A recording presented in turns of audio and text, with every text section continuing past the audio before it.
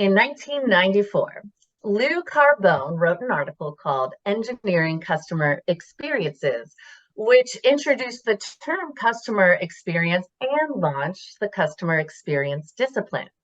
Since then, customer experience has been identified as a leading differentiator that drives consumers to choose one brand over another. So much so that in a recent study, 1 in 3 customers said they would leave a brand they love after just one negative experience. And 92% would completely abandon a company after just 2 or 3 negative interactions. Now, Strategex has been developing customer and growth strategies based on voice of the customer research since 1993. So I like to say that Strategex has been doing customer experience since before the phrase was even coined. Since then, we started our flagship offering, 80/20 Profit and Growth. David's going to cover 80/20, but in a nutshell, 80/20 allows companies to focus on the critical aspects of business so they can achieve our favorite thing, profitable market share growth. And as you'll see today, and as we've seen over time, when you combine 80/20 with customer insights and customer experience, the results are explosive. How explosive? Thank you for asking. We've delivered over $300 billion in continued operating income improvement since 2010. With that, I want to welcome you to our session today, Harvesting Customer Intel for the Ultimate Growth Strategies. I'm Maggie Graham, Strategex's Vice President of Marketing. Now, without further ado, please welcome David Philippi, our CEO and 80/20 expert, and Sharon Kottke, Managing Director of our CX practice, both of whom have over 15 years of experience in their respective fields. So you're in great hands. Over to you, David. Thanks, Maggie. And I really appreciate what you said about customer experience and the relationship it has on growth. I'm currently doing this from a client's office. I'm not on site, but what we noticed and what we were talking about this morning is loss of market share. And when you go around the room and you ask about this loss of market share, everybody has a hypothesis to why, but what they're missing is the real data. And so this client has, over the last few years, lost about 10 points of market share. And it's because they didn't understand the customer intel and then use 80/20 to drive that action. So this is really a timely webinar. It's things that companies struggle with all the time. And the question I always ask is, have you lost a large customer? And how painful is that? And so, we have these hypotheses, and this session is all about how do we find out the real reasons and then use that as an offensive weapon to really start the growth. So with that, I'm going to give a little bit of an introduction to 80/20 because these two practices are inseparable. You have to combine them. You have to understand who the important customers are and then what their needs are. And so as a primer for 80/20, I want to start with the Nichols Pyramids because this was the genesis of 80/20 in the early 1980s. And everybody kind of knew that 20% of the customers were driving 80% of the revenue. And 80% of the customers were only driving 20% of the revenue. And you've all heard the 80/20 rule. You can all say, yeah, that applies to my business. Where it really became more impactful was Nichols said, the way that we're currently applying SG&A and overhead and marketing spend and all these different things, the accountants tell us that we're spreading them about by revenue. And so we spread it like peanut butter. And so what we think is that 80% of our SG&A and overhead is serving 80% of our revenue, and it's only 20% of our customers. Well, what Nichols said was, that's really not true. The 20% of customers that drive 80% of the revenue really only require 20% of our overhead. And so as he looked at this, he said, there's an inherent problem with the way that we do business. Because if you were to draw a line right down the center, and there might be a line, there's the line, what we found is that you tend to make all of your profit and then some above the line. The one fallacy to 80-20 is as people talk about 20% of the customers driving 80% of the revenue, they then also say, well, 80% of the profit comes from those 20%. And that's what's patently false. What is true is these 20% of customers that are driving 80% of the revenue are responsible for 150 to 200% of our profit. Now, today we're going to be talking a lot about marketing. And so there's a fourth pyramid that we put on here. And this is, where should our marketing spend be focused? It should be focused on the 20% of customers that drive 80% of revenue and finding more customers like those. And if we align our marketing spend that way, what we realize is tremendous growth. So just to level set, again, 20% of the customers, 80% of the revenue, it only requires 20% of the overhead. And because we have limited resources, how do we maximize our marketing spend on the things that matter? So now we're going to take a look at every business we've ever seen. And as Maggie mentioned, I've been doing this for a little over 15 years, and every company I've looked at has this distribution. And so the quartile analysis, this one was going to be on customers. It's also true for products. It's also true for suppliers. Anything you want to evaluate works this way. But today we're going to talk about customers. And what we do when we start working with a client is we say, give us a list of your customers. Customer number 1 at the top, highest revenue. Customer number, in this case, 2,000. They spend very little at the bottom. And we're just going to break them into 4 equal groups. The top 25% of customers are customers number 1 through 500. Next 25%, 500 through 1,000, and so on and so on. And the question we ask is, what percentage of revenue comes from the top 25% of customers? And we know it's got to be higher than 80%, right? Because 20% is 80%.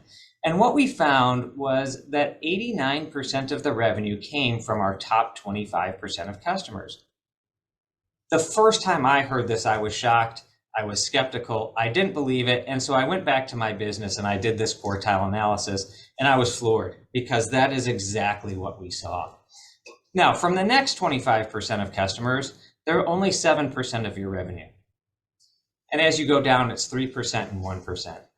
So here, this is saying 50% of your customers, the bottom 50%, are only 4% of your revenue. And that to me was what I didn't want to believe, because here I am at my last company working hard and servicing all these customers. And it was very difficult for me to say, really, half of these customers are only 4% of my revenue. We've done this thousands of times, and it always breaks out this way within a few percentage points. So that's interesting, but it gets more interesting as we move to the column to the right. Because the question is, what percentage of our effort and overhead does it take to service each quartile? And what we found is it's generally equal, because we tend to treat all customers the same. We tend to treat all products the same. When the phone rings at the company, we answer it and we provide excellent support to all customers.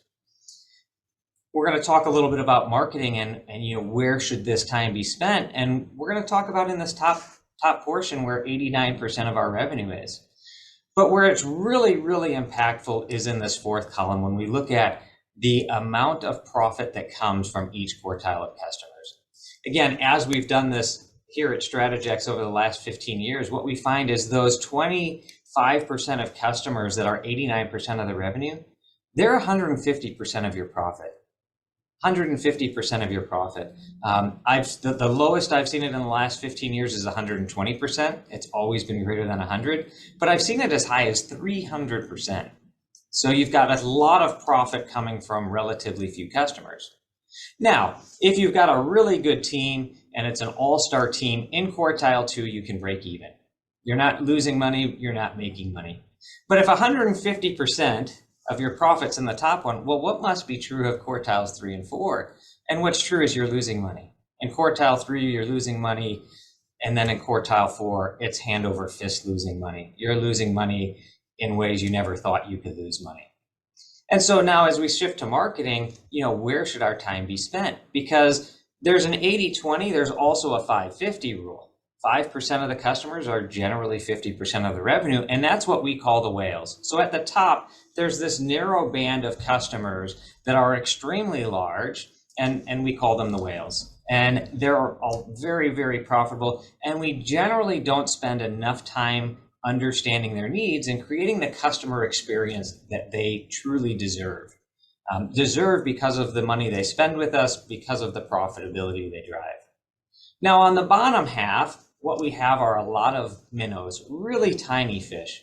And that's, half of our customers and only 4% of our revenue. And so, when we look at the way that our clients tend to treat these customers, they tend to treat them all equally. They tend to market to them all equally. And we say, look, you can't treat the minnows as if they're whales. Now, we do get some objections to that. Some people say, well, my large customers didn't start off large. They started off as minnows and they grew their way into whales. And we won't get into it much in this webinar, but that just doesn't happen. We did work with one client. We tracked it over 10 years and never did a customer go from quartile 4 to 3 to 2 to 1. Now, what did happen once is they bought in December of the previous year, and so they were in quartile 4, and the next year they automatically jumped into quad 1. The other thing that we like to say is whales swim with whales. If you're looking for large fish, they tend to swim in schools. And so if you're going to go hunting, hunt where the whales are. So that's a little bit of the 80-20. And as we talk about these marketing intel, we want you to make sure that when you're doing this, you're focusing on the customers that matter. We create the customer experience for the customers that matter. It's not a one-size-fits-all customer experience. So now, as we're working with companies to grow, it's interesting. I'll work with, I've worked with hundreds of companies, and when you talk to them about growth comes from one of 4 different buckets. In the lower left-hand corner here, we have market penetration, which means we're selling our existing products to existing markets. And the first place to focus is in this quad.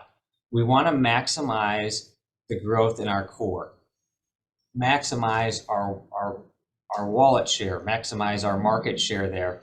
And that's not where most customers most of our clients want to focus. Usually they say, hey, we've got some market share here, but we could develop new products here on the right for our existing markets. Or we can take these existing products and go to new markets. And the first question we have is, well, what's your market share? If your market share is less than 70%, let's maximize in this lower left-hand corner in market penetration, because it's your highest chance of success, because we're selling things we know really well to markets we know really well. Once we've maximized that, now we can choose, do we go to the right or do we go up to the top? And it's totally okay if we've maximized market penetration to now start developing new products for existing markets. Or we can say, hey, we've got these great products that fit this market. Now we can take this to new markets. And we'll talk a little bit more about that in the webinar. The one thing I will share with you today is stay away from this upper right-hand corner, diversification. Basically, what a lot of our clients say is, but if we can develop new products that we don't know anything about for new markets that we know nothing about, we can hit it big and we can hit it out of the park. And while that may be true, your batting average is going to be miserable at best. So what we say is, don't go to this diversification. It's extremely expensive. Our chances of success are very low. And that's where most companies start to fail as they go there. And Sharon will talk a little bit more about that as we go in there. So that's a little bit of background on 80-20 and where to focus. And with that, Sharon's going to start talking about market penetration. Great. Thanks, David. Yeah, let's dive in and look at the growth strategy number 1, which is that market penetration. This strategy is all about attacking the low-hanging fruit of selling products you already make to accounts you already work with. All right. In order to grow share of wallet with your customer accounts, your strategies must be rooted in a deep understanding of understanding your customers. A great tool for this is a customer experience study. And when you're conducting a customer study, the most important part is asking the why. Sure, the Net Promoter Score and satisfaction ratings give you a benchmark, but I'd say they're worthless if you don't understand the qualitative behind the ratings, the why. Too often, we see companies that are just out there chasing a score. But you can't understand or improve customer experience based solely off a number. The why has to be the heart of the answer. Why do your customers buy from you? Why do your customers buy from your competitors? In a recent study we did, we talked to a respondent of a client who gave them a net promoter score of 7, right? That's in the passive category. When we asked the why, we found that competitors that they worked with had hands-on training programs for their contractors. From understanding that reason behind the score, the why, our client was able to address the issue, and they actually hired one person from their organization solely dedicated to training programs. And from that one person, they've attributed over $1 million in revenue in a short amount of time, just by addressing that need. But it all came from the why. That idea or that solution never would have been uncovered from a transactional survey or an automated email that's triggered after a purchase. The next rule in customer intelligence is to focus on your critical accounts. So who's critical? Well, aren't all my customers critical? As David showed earlier, 25% of customers deliver 89% of revenue and 150% of the profit. Those are your critical accounts. And even further, your top accounts, your whales, the 5 customers or roughly 5 that are delivering 50% of your revenue. They're the ones you have to invest your time and resources in to understand. Now, focusing on them does not mean sending a web survey or just talking to the purchasing person. It has to be in-depth conversations with decision makers and key influencers in their organization, not just the 1 or 2 contacts that live in your CRM. Aside from purchasing, what is the why from senior management? What are the thoughts of operations? What are the needs for R&D? What does their marketing team say about you? You have to go deep into these organizations of your whale accounts to inform your growth strategies. What are their pain points and what's holding them back from giving you more share of wallet? And thirdly, when you're embarking on a customer intelligence study, you have to make sure it's actionable. Your goal is to have a high percent of wallet share at your top accounts. And if you don't, your job is to find out why and what the actions are to get you there. Go beyond the scores and understanding their expectations. What are their lead time expectations? What are their engagement expectations? Not just for sales, but cross-functional through both of your organizations. What aspects of their customer experience are they finding painful or complicated? And what actions can make your company easier to work with? Your questions and conversations need to be laser focused to drive actions that will unlock growth opportunities. It's from this type of customer study that you'll get the return on investment in growth, to understand the why with the right audience and the actions that are needed now. So let's look at an example of data from a client that was able to execute on the goal of maximizing growth with current customers and existing products. This client is using both of our practice disciplines, customer insights and 80/20. And when we executed their first customer study, we found their NPS was 41%, their net promoter score. And their top accounts were giving them about 50% of their share of wallet. Now, you might say 41%, that doesn't sound too bad. It's actually pretty close to industry average.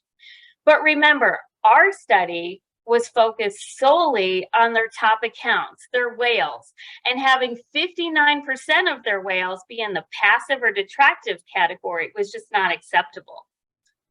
2 years later, we did a follow-up study, and their net promoter score rose to over 70%, and the average share of wallet for top accounts shot up to almost 80%.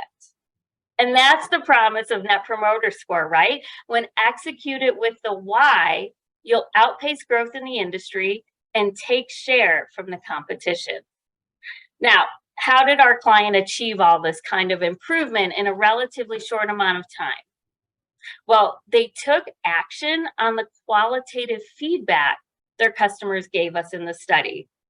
They heard the need for lead times to go down. They were well over a month and they needed to go down to about a week. They heard more engagement was expected, and our client was able to put cross-functional teams on site with their top accounts. They heard response time from tech support and customer service was really subpar. So our client assigned dedicated people to their critical accounts. They heard availability for certain aftermarket parts was not meeting expectations. So our client was able to begin stocking the SKUs that clients from top accounts most requested. But how did they accomplish all this? Well, they didn't do it for everyone. They did it for their most important customers. And yes, it was at the expense of those smaller accounts. But that strategy unlocked growth, and they doubled their business in just 2 years. There's the old saying, if you're trying to please everyone, you probably will end up pleasing nobody. So you have to know who to focus on, what their why is, to get to the ultimate growth strategy with your current accounts to grow your share of market. Dave, I think you have a great example of market penetration by understanding some barriers. Yeah, this was one of our clients, and it was a really fun exercise. And what happened is, you see a few logos here, but they had a lot of business with Gatorade and Frito-Lay, which all belonged underneath the Pepsi Corp organization. They had written hundreds of quotes for Pepsi, but had never won a single job. And so we said, well, why don't you win this business? And excuse me, the first person we went to was the salesperson. And what do you think the salesperson told us? Do you think they told us it was because of their inability to sell? Well, of course not. What did they say? They said, our price is too high. Now, we kind of said, okay, well, what should the price be? And shockingly, he didn't have the answer. But we said, look, we can't go to the salesperson because we're not going to get the truth. We have to find out from the customer why it is that they're not buying. And what I like to say here is the best way to do that is third party. I'll give that in a way of a little bit of a vignette. When 11 years ago, when I had my first child, nobody would tell me that my baby was ugly. Nope. Right? What happened was, I'm in the room and I'm holding my son and I'm like, isn't he just the most handsome thing you've ever seen? And they look and they say, yeah, absolutely breathtaking. I was later coming out of the bathroom and I heard those same two people. And they said, did you see his kid? It looked like some sort of alien potato. Now, in retrospect, I've looked at these pictures 11 years later, and they're right. It was an alien potato, but nobody would tell me my baby's ugly. Same thing is true for you and your business. If you go and ask your clients, they're likely not going to tell you the truth. And so you have to do a study. And so what we did here is we said, let's go and let's ask Pepsi why they're not buying. We did this with a third party. And what we found out was it had nothing to do with price. Our price was very competitive. It had nothing to do with the design of our products. They actually preferred it. What it came down to is they said, look, from Genesis to when this product has to be in the market is 5 weeks. Every time we've come to you, you've quoted 8 weeks, and 8 weeks just isn't going to cut it. Now, Pepsi didn't think to ask, could you do it in 5 weeks? And we had never understood from the customer's perspective why they weren't buying from us. So much like Sharon's story earlier, what we said is, we're not going to change our lead time from 8 weeks to 5 weeks for everybody.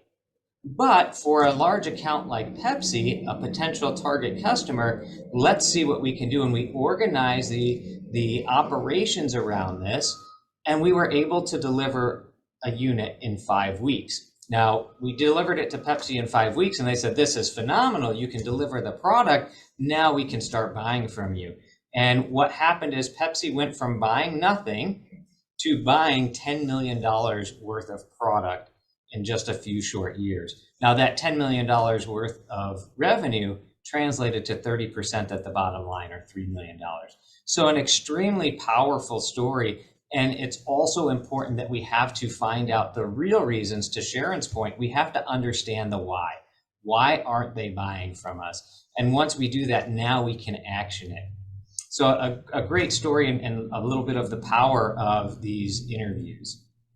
And Dave, I'm sure that was probably the only time where sales say that price is the reason you weren't winning. They weren't winning, right?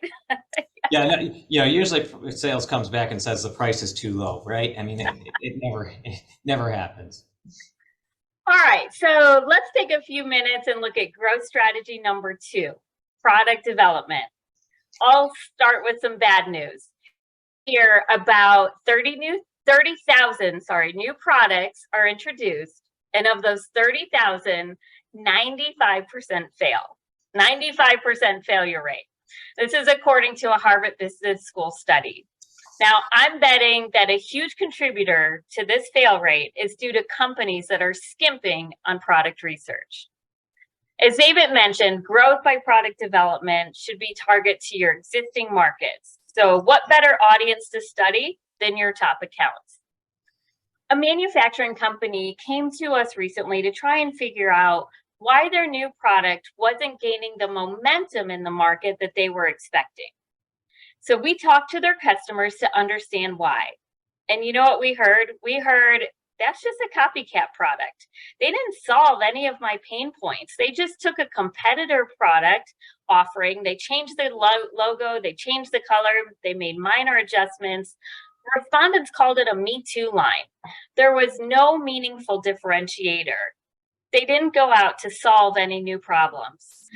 I've worked on plenty of product validation studies to confidently tell you that an undifferentiated copycat will not succeed, or it will never steal measurable share in the market.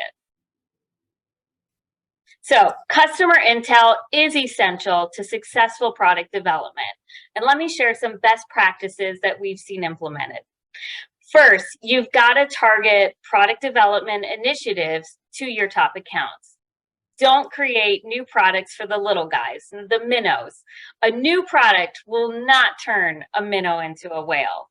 You have to ideate and understand the true needs of your critical customers. Next, do the diligence, do the research, get to the why.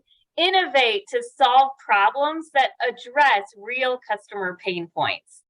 In order to do this, you have to talk to the people that touch the product throughout the life cycle of this product. Who is specifying the product? Who's installing the product? Who's the end user? Who's servicing it? What are their biggest frustrations? What ideas do they have for improvement? When and why are they turning to competitive products? I can't stress enough how important it is to listen to them. So often, respondents in our studies convey frustration that our clients are not listening to their pain points, to their solution ideas. It's falling on deaf ears. And when you stop listening to your customers, you have even bigger problems. Now, I have a 14-year-old, and I can tell you, when your kids are talking to you, they want to be heard. And when you stop listening, what do? They disengage, especially a teenager. If my daughter's sharing with me an issue that she's experiencing and going through, and I'm distracted, and I inevitably always ask her a question that she's already answered, she's immediately frustrated. And she says, "Mom, you're not listening." And you know what I get after that? I get one-word answers at best, right? I didn't pay attention when she needed me, and she noticed. Now, I don't mean to say that your customers are like children, but your customers are kind of like children, right? They want to be heard. They want to be understood. They want you to help solve their issues. So by listening to your clients, it should guide you to innovations that they actually want and need. You're listening to their problems with the goal of making their lives easier. Now, lastly, when you have a new product, make sure you have the right go-to-market strategy. Who is communicating to customers, to the market, and are they explaining the value proposition of this innovation, the pain points that it was designed to solve for? We did another study for a different client who hired us to understand why their product wasn't selling in the market after 2 years. And you know what we found? Their customers were not even aware that our client offered this solution. The sales team was not informed on the benefits or the problems that this new product was designed to solve for. So without understanding, they were never able to have the right conversations with the right decision makers or the influencers to generate sales. Instead, they just stuck to selling what they knew to the people they knew to, and they stuck to what they understood. Dave, the cycle never ends, right? Yeah, really, this is all about continuous improvement. So it's not we do it once and then we're done. And I like this chart. It's usually not used for marketing and other things, but I really like it because at the end of the day, what we're really trying to do is identify our customers' needs, identify problems they have. You know, as Sharon mentioned, we have to get to know our customers better than they know themselves. We have to solve problems they don't even know they have. And what these customer experience and these customer insight surveys really do is they identify and expose the problems.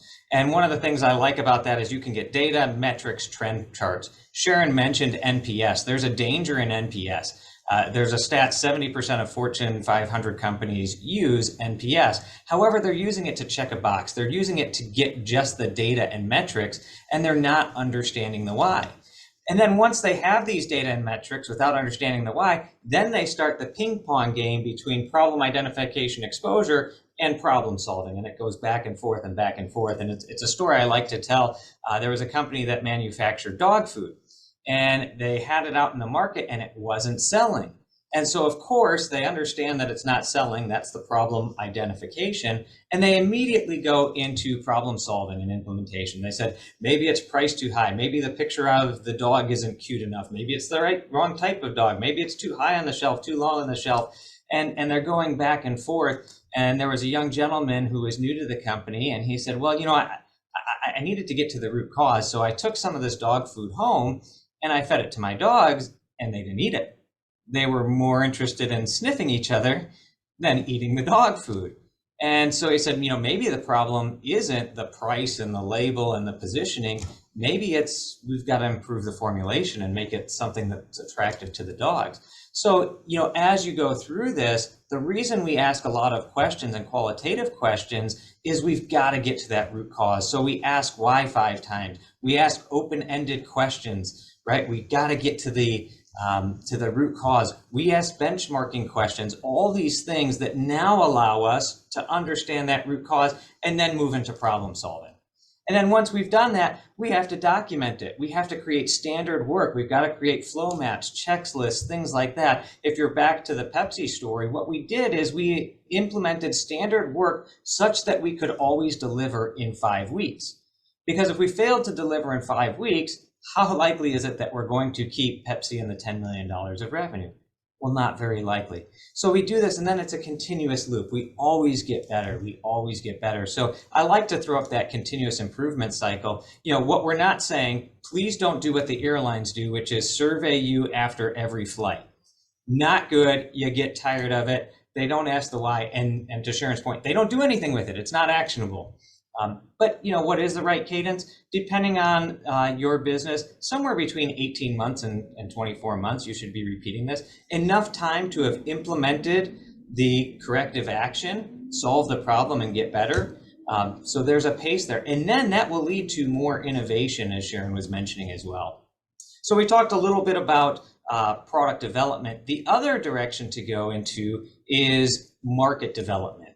And this is something I like to tell the story. My last job, we sold connectors into supercomputer markets, right? HP, IBM, Cray Supercomputer, Sun Micro, all these large companies. Well, eventually we had them all. There were not any more to be had. And we said, boy, this connector technology is really good for shock, vibration, all these other things. And we said, you know, this would fit really, really well into the military market.